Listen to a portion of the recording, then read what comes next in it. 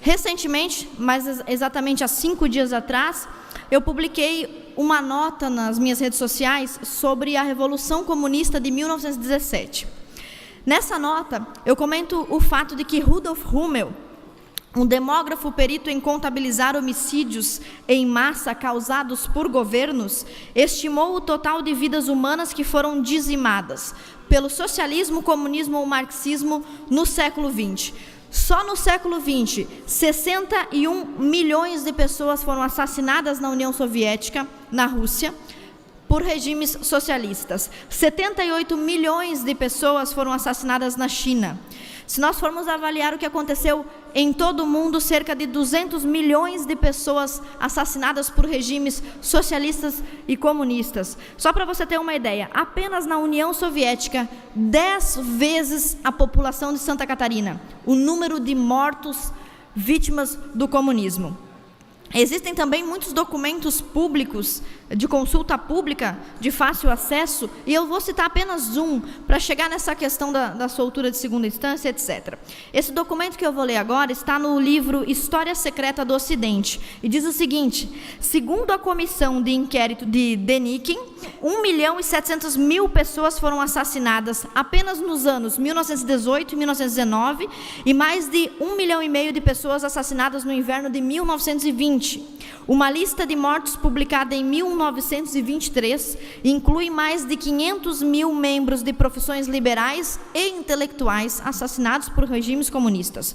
Durante essas execuções, quando a munição ficava escassa, quando acabava a munição, os prisioneiros eram levados em fila para os ancoradouros da Crimeia, amarrados em pedaços de ferro e afogados no mar, porque acabava a munição necessária para os comunistas dizimar pessoas. Em 1929, Nikolai Bukharin, companheiro de Trotsky, revolucionário comunista, em Nova York, escreveu em uma carta: não há na Rússia inteira uma única casa em que nós, comunistas, não tenhamos matado alguém. Isso é um pequeno depoimento público do que foi a chacina promovida por movimentos comunistas. Ainda no mesmo documento, os condenados foram soltos para praticar o assassinato de povoados inteiros. Eu vou repetir. Uma das estratégias dos comunistas em regimes totalitários: os condenados foram soltos para praticar o assassinato de povoados inteiros, não sem que antes os homens tivessem que testemunhar suas mulheres sendo estupradas. Fecha aspas. Esses 3 parágrafos são documentos oficiais do comportamento de regimes socialistas e comunistas. Por qual motivo eu cito tudo isso? Porque no dia 7 de novembro, simbolicamente no mesmo dia da sangrenta Revolução, os togados do STF retribuíram um favor àqueles que os nomearam e derrubaram a prisão em segunda instância no nosso país. O Lula foi apenas um dos criminosos, bandidos, salafrários, corruptos, tudo que vocês possam imaginar, que foi solto. Mesmo que nós tenhamos 3.000 evidências dos crimes do Lula, 3.000 evidências dos crimes dele, 13 casos, 13 processos, 80 milhões de reais de propina, de você que está nos assistindo, dos deputados que estão aqui também pagam imposto, então nosso dinheiro. Apesar de tudo isso, Lula foi solto e junto com ele outros também foram soltos. Eu vou ler uma pequena citação do Flávio Morgenstern, um influenciador brasileiro. Ele disse o seguinte: o cara que estuprou uma menina bêbada numa festa de faculdade foi solto junto com o Lula. Um marido ciumento que quebrou o braço da ex-consorte foi solto com o Lula. Um pedófilo que filmou jatos de esperma no rosto de uma criança de 4 anos, solto com o Lula. Neonazista que espancou até a morte um negro gay na Praça da República, solto com o Lula. E o Flávio Morgenstern diz ainda mais: todas essas coisas que estão acontecendo, que envolvem também a soltura do Lula, já estavam premeditadas e profetizadas pelos pesquisadores, pelos teóricos de esquerda. Por exemplo, quem já falou sobre isso? Foucault, Gramsci, os pesquisadores teóricos da Escola de Frankfurt, Leonel Brizola, Mike Davis, Sakamoto, Juarez Cirino dos Santos, Laclau, o filósofo Zizek ou até mesmo o Fernando Haddad. Pessoas de todo mundo têm falado sobre esse fenômeno. O que é este fenômeno? É utilizar a criminalidade no Brasil ou em qualquer outro país, mas especificamente no Brasil, como um fio condutor. A criminalidade é o fio... Eu já falei sobre isso aqui na tribuna, antes mesmo desse caso, que é exemplar. A criminalidade é o fio condutor da Revolução Comunista no Brasil. Já que não se pode mais usar um operário, o cidadão comum, que não está nem aí para a Revolução Comunista, usa-se os criminosos.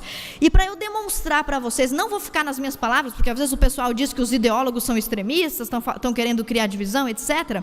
Eu vou colocar um vídeo onde quem falam são os próprios esquerdistas, para vocês entenderem do que se trata essa criminalidade. Por favor. Companheiro da direção do Fórum de São Paulo, debitar parte da chegada da esquerda ao poder na América Latina pela existência dessa cosita chamada Fórum de São Paulo. Todos de esquerda na América do Sul.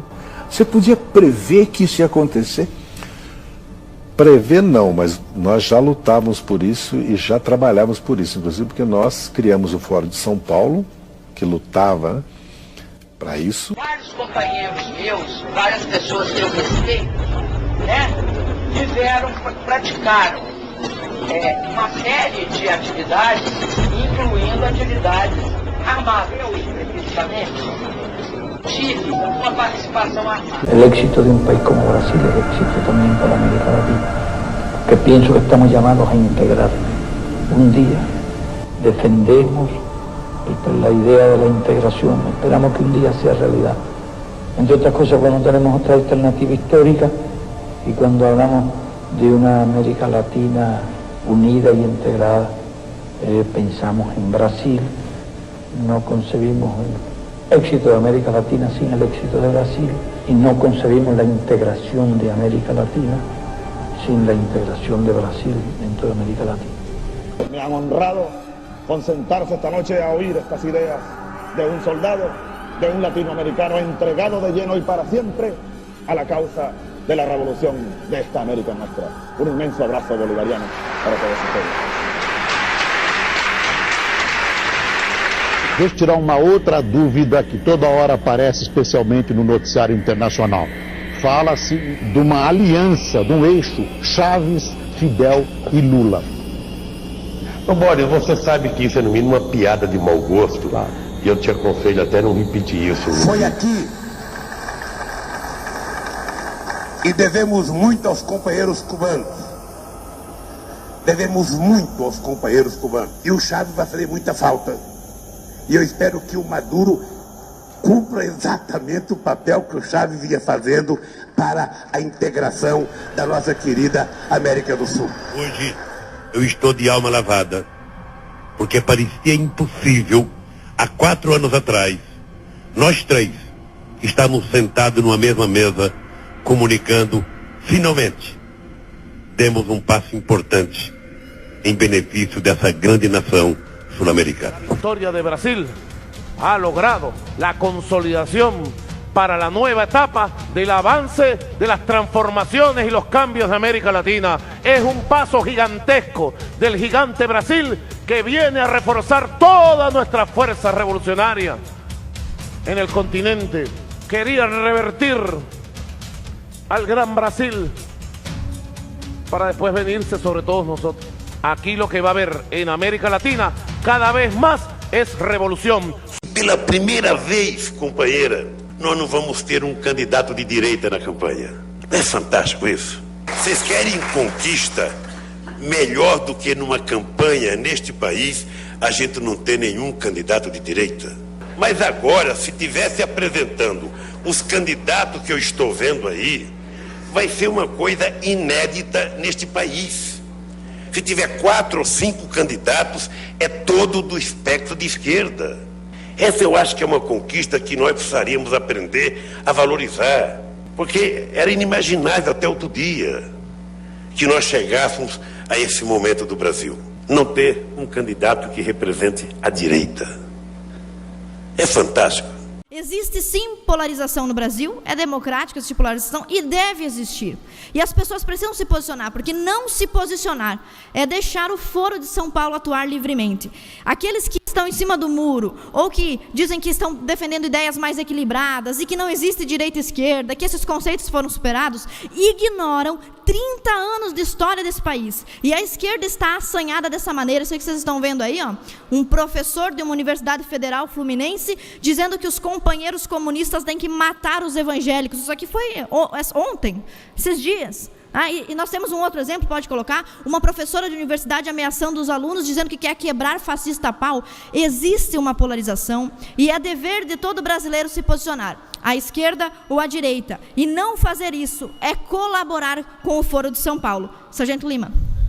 Deputada Ana, meu falecido pai, um croata que veio fugido da Iugoslávia, fugindo do comunismo, e ele me ensinou uma coisa dentro de casa e foi o seguinte: ninguém conhece o terror se ele não conhece o comunismo, ninguém conhece a miséria se ele não conhece o comunismo.